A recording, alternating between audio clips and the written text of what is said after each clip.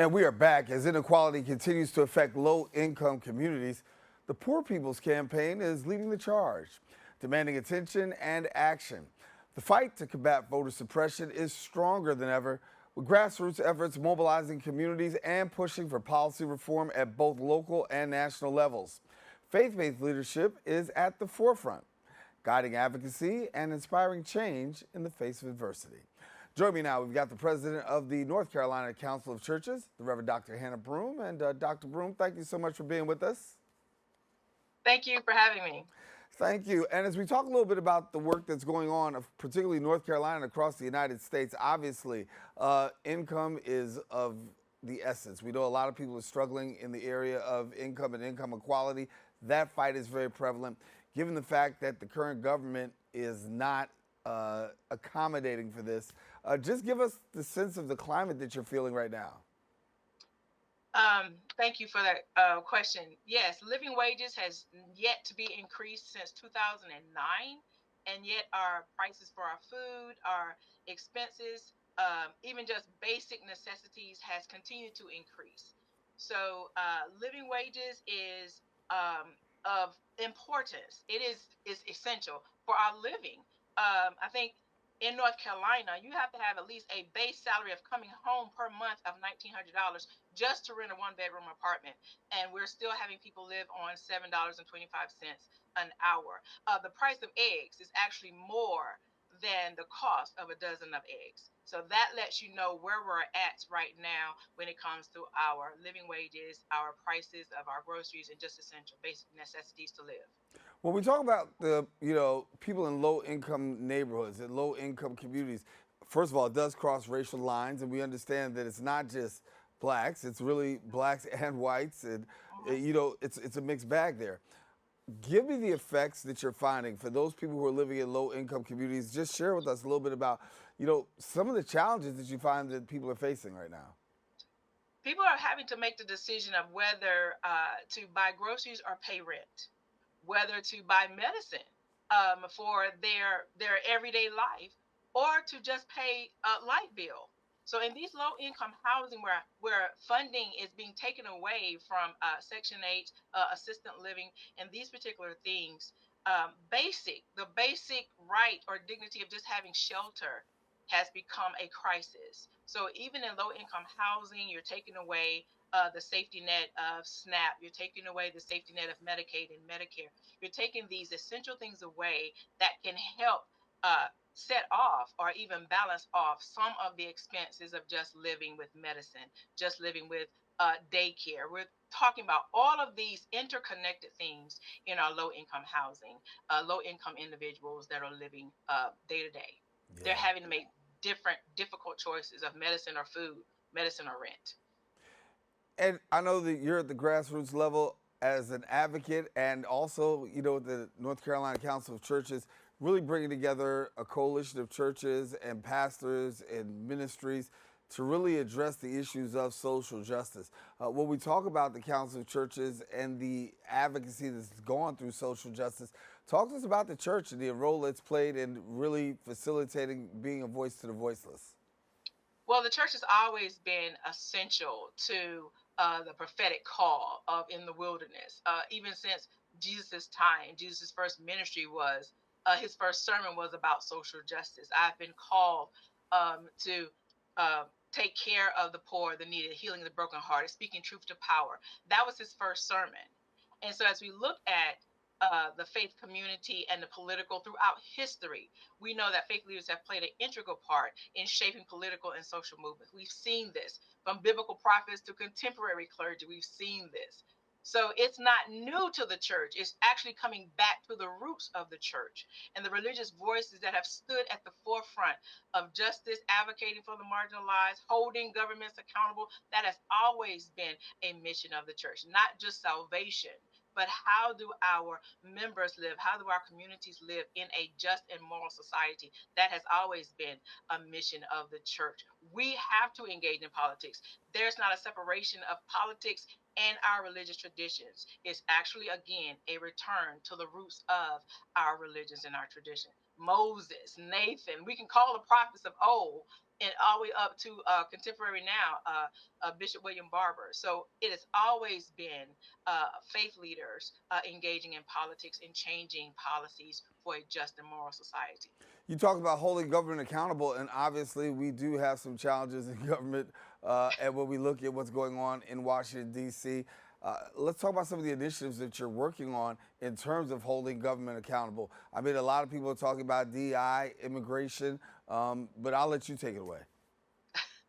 So what we're seeing, we need to address Congress. We need to address those leaders that are allowing this abuse of unchecked power, challenging political leaders when policies contradict our moral and ethical principles, DEI, and we need to stop saying the acronym and really calling out that is diversity, equity, and inclusion. When we begin to have these conversations, we got to begin to ask people, what are you against diversity? What are you against equity? What is it that you're against in inclusion?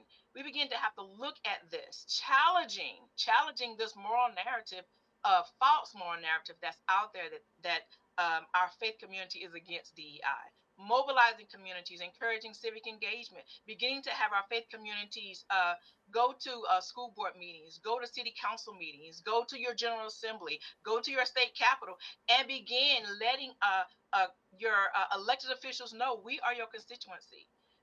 You got to begin to have a policy that advocates for the marginalized, the ostracized, the left out, reinforcing funding back into communities that are being defunded. Look at our educational system and look at all of our schools that are having to be Title I schools, and that funding, that money is being shifted to privatized education. These are things that we as a faith community can begin to challenge on the local level. So we got to begin to intercede and begin to be that prophetic voice in the wilderness. Can't just be in the churches, but it actually has to be in the public square as well.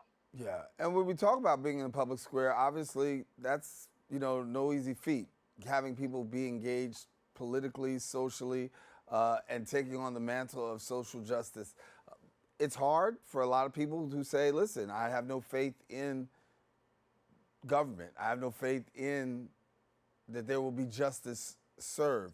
What's your message for people in regards to engagement? Because when we talk about engagement, we understand, that there are a lot of people who listen who are apathetic about the situation simply because either failure to affect change or broken promises.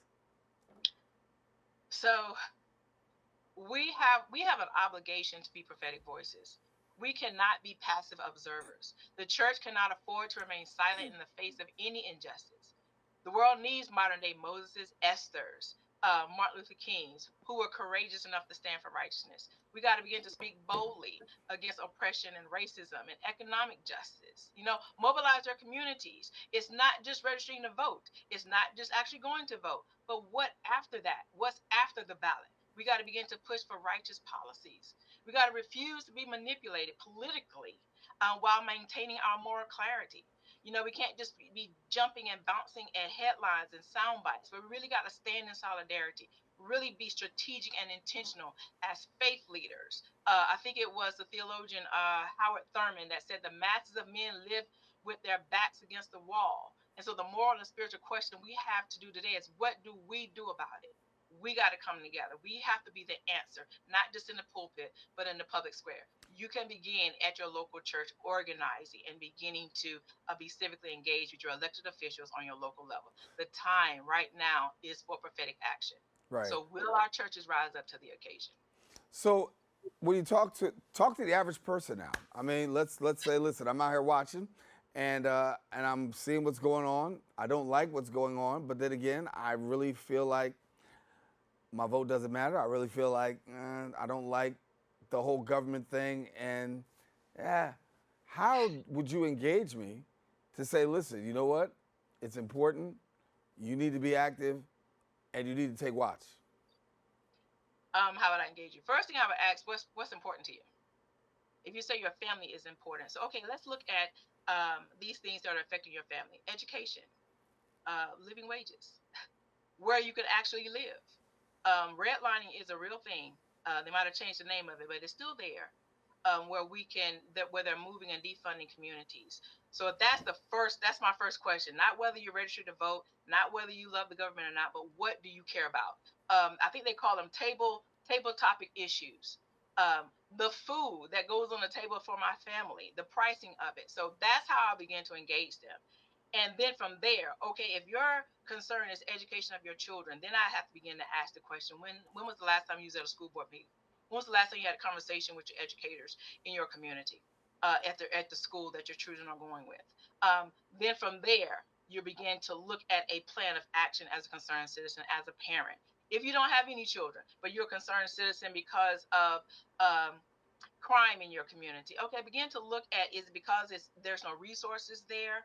Is it because nobody's paying attention? Is it need to be a gun reform? Is it need to be a police accountability? We begin to have to look at what people care about. That's the first act of engagement. If I was engaging a faith community, my first thing would be: if you're looking at your congregation, what affects your people? And then me as a minister, me as a leader within that church, I would begin to look at that, begin to say, okay, this is how we can address this. Is there environmental waste in your area? Or, then we can begin to look at this. So you have to figure out what people care about first. And then that's how you begin to engage them into civic engagement. Well, one thing people are talking about for sure is voter suppression, and Yes. that was pretty heavy, right? And we saw that in this last election. We saw it in the election prior.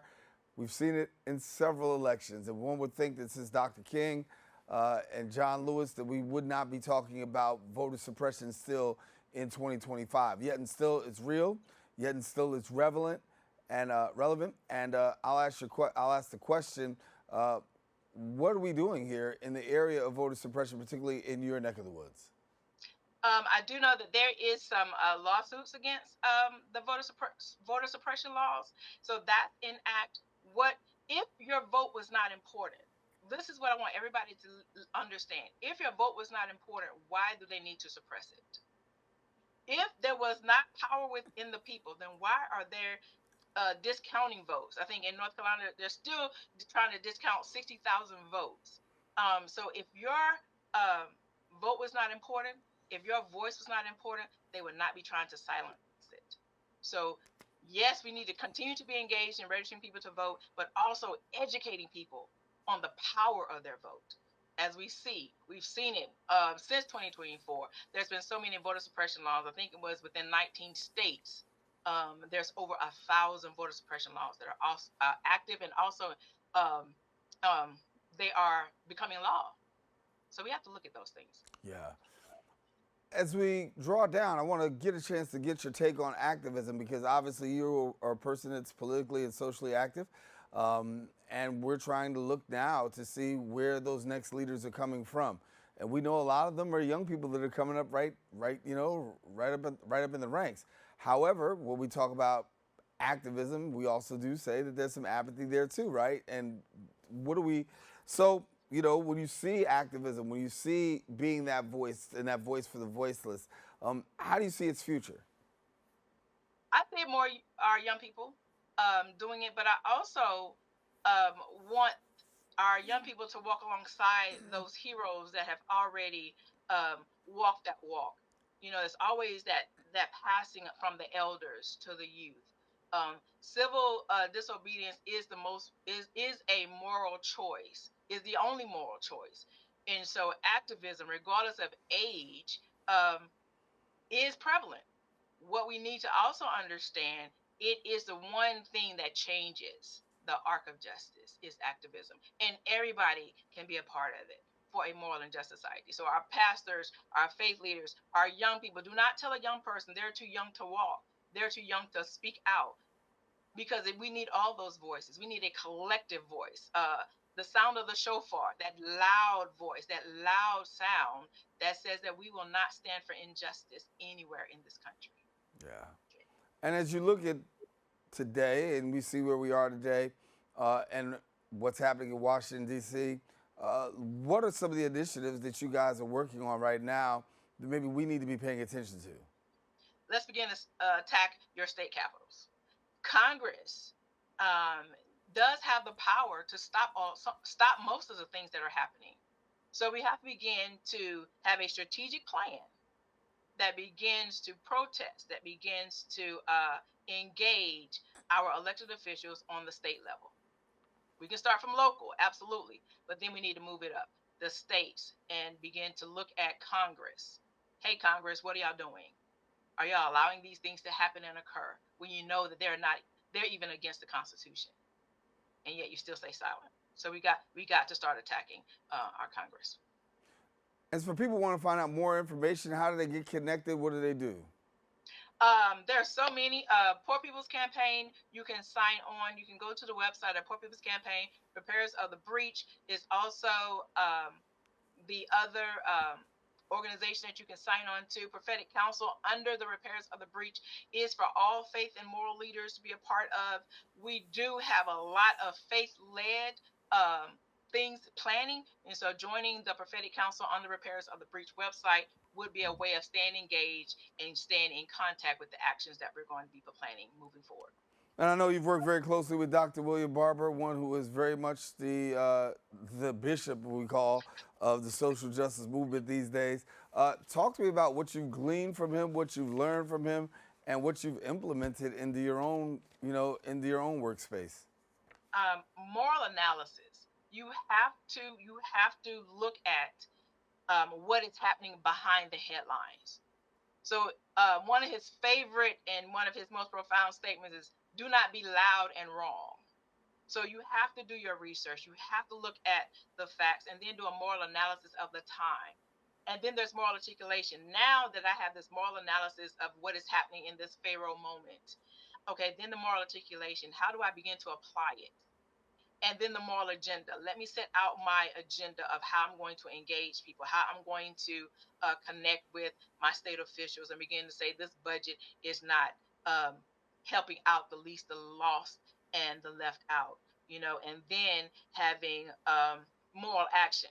Where do I begin to protest? Where do I begin to have civil disobedience? Where do I begin to do an email campaign or a writing campaign or a calling campaign to let them know we are paying attention to our elected officials? So those are the four things that he has taught me. Have a moral analysis. Don't just jump and run at a headline or a soundbite, but really sit down and begin to look at a moral lens. What is happening in society? What is happening in the government? What is happening in our communities? Then have that moral articulation. Now, how do I take that moral analysis and begin to articulate it out into the communities where everybody can understand and get engaged? Then I have my moral agenda. These are the things we're going to be doing. Hit the state capitals. Begin to look at mobilizing communities in civil disobedience, teaching, protests, those particular things. And then the moral action. Let's come together collectively and begin to let's get back into the streets.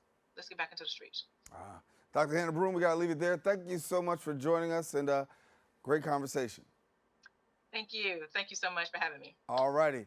We are taking a quick break, and guess what? We'll be back with more coming up right after this.